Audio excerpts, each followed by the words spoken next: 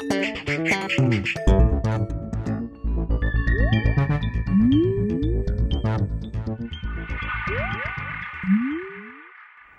everyone and welcome to The Vortex, where lies and falsehoods are trapped and exposed. I'm Michael Vorse, coming to you from Rome, from St. Peter's Square. Next year we will start to hear a lot about Vatican II because it will be the 50th anniversary of the beginning of the Council. So we've spent some time reflecting on the events that have happened after the Council because, well, frankly, I'm almost the exact same age as the Council. I just turned 50 myself. Much of my experience as a cradle Catholic, as well as lots of other Catholics my age, parallels the Council. We came of age as Catholics as Vatican II came of age. We've spent the past few episodes of The Vortex now this week recounting some of the things that happened in those first few years after the Council, and then how they picked up speed in the decades afterwards. While the experience of us 50-year-olds isn't the only one, it is unique because the Council and us were born at the same time. We were the babies in diapers when errant theologians were running around the Vatican trading away our futures and spiritual heritage. And as the craziness set in, and it was theological craziness, no doubt about it, we were the very first to experience it as children, how much things were changing. Our parents, many of them, certainly mine, had no idea that the money they were sacrificing, and it was a big sacrifice for my parents, to send us to Catholic schools, they had no idea how it was being misspent. They know it now, but they had no idea back then as the 1970s began. They thought, like all good Catholic parents, that the sisters and brothers and priests that were teaching us what they themselves had learned. Sound theology, good morality, and all of that. They had no idea that what we were being taught was totally off-the-rails theology. Heck, it doesn't even deserve to be called theology. The masses in the gym and the school library during high school in the 1970s, 10 years after the Council, they were a joke. The homilies were worthless. Whoever got the idea that telling 300 high school boys that we need to open up to God like a flower seems like they'd come from another planet. I mean, come on. The religion classes were pathetic. We never even heard about religion unless it was something other than Catholic, of course. Then it was fine and ecumenical. We studied slogans and phrases from pop psychology. Our freshman year religion teacher in high school was an ex-nun who was excited about in vitro fertilization and amniocentesis. She said it was great to know in advance if the baby that you were carrying was going to have a disease like Tay-Sachs or Down syndrome. She never said why. Since this was 3 years after Roe versus Wade, she wasn't going there. In fact, we didn't hear diddly about what it meant to be Catholic. Hell was never discussed, the sacrifice of the Mass. Never heard that expression until well into my adult years, and only sparingly then until these last 10 years or so. Fathers of the Church might as well have meant the Dad's Club for all we knew, and doctors of the Church, well, those were parish members who were physicians. Saints, nothing more than the mere name of different parishes. Confession, nada. The point is this: we were told absolutely nothing worth remembering and a whole heck of a lot worthy of forgetting. You see, it was our generation where it all began. And we got to go to college in the early 80s, so why not drink and carry on and spend weekend nights doing what has become commonplace on college campuses on weekend nights? Now, this isn't to excuse any of my actions. I committed dreadful sins, and I alone are responsible for them. As a matter of fact, I dread having to stand in front of our blessed Lord and give an account for my rotten past, and that is not fake humility. It is genuine fear. Sin is atrocious and affronting to God, and I have mountains of them that I and no one else is responsible for.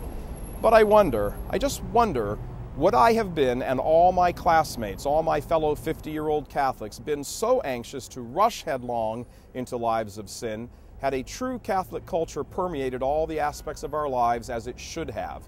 What if the priests would have been telling us about hell and purgatory and to go to confession instead of growing out their hair and saying Mass in jeans and t-shirts? Would we have made different choices? We'll never know. But we do know this: when priests and bishops were being more like priests and bishops back in the day, less people did what we did. They went to Mass. They went to confession. They didn't cohabitate. Children were welcomed as gifts from God. And there were a lot more serious Catholics, serious about heaven and serious about trying to not sin. And so no one gets the idea that this is nothing more than a trip down memory lane. The problem is this is still very much going on in the church today. As a matter of fact, in some ways it's worse. Those young priests and nuns who steered us off course as they dealt with their own internal and personal problems are now old or older and have made sure in many, many cases that others like them have stepped in to take their place. People who believe just like they do that religion is about self-actualization and not preparing for an eternity with God. In many parishes and schools, these types of thoughts and people rule the roost. So we were the first to have the faith taken from us wholesale by those to whom it was entrusted to pass on to us. And this is still going on today. Little has changed. Some has, and the changes are good, but just little. In Sunday homilies and parish classrooms and university seminars and seminary courses. And it's not enough to weakly say, well, things are getting better. They are, but that's not enough. Things get better because people make them better. Things don't improve on their own like the weather. It takes decided action to improve bad situations. The Catholic faith is the greatest reality there is on this earth. Nothing can come close to matching its glory and splendor and magnificence. It was divinely instituted by Jesus Christ himself, is held in existence, even through all of this horror and nightmare, by the Holy Spirit, just as our blessed Lord said it would be. Catholics have Jesus Christ in person in the tabernacles of their churches all over the world, even if those tabernacles have been put into hiding in some parishes. He meant it when he said, I will not leave you orphans, I will come back to you. But the beauty of this, the grace to be reborn and lifted out of the pit, as the psalmist says, the ability to even say, O God, you are my God, for you I long. To say that after a life of mortal sin, this is the glory and the mystery and the love that God has made for us and made it tangible in the Catholic Church. But too many people in the church today refuse to let this be said because spiritual rebirth isn't on the agenda. They care little for God and less for his children. Others don't understand it because they've never been shown the splendor of the faith. For these past 50 years after Vatican II, the church has been presented like some kind of social club or self-help group or feel-good, feminized bunch of people standing around hugging each other. This isn't how saints are forged. It's how spiritual sissies are made. What parent wants their child to grow up and be a sissy?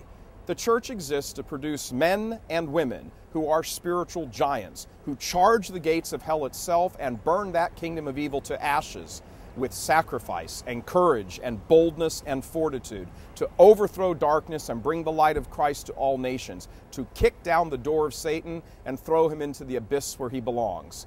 We never heard a peep about this, we children of Vatican II. We got the message that we should be sissies, and nice sissies at that. Waging war against hell is not about being nice. It's about waging war, a war we were never even told was going on, and too few Catholics today have been told about it either. If the craziness that infected the church after Vatican II had stopped with us 50-year-olds, that would be one thing. But it's pretty darn clear that there are too many in the church who are content to let it hang around. And that's why it's time for the first generation of Vatican II, we 50-year-olds, to start speaking up. God love you. I'm Michael Voris.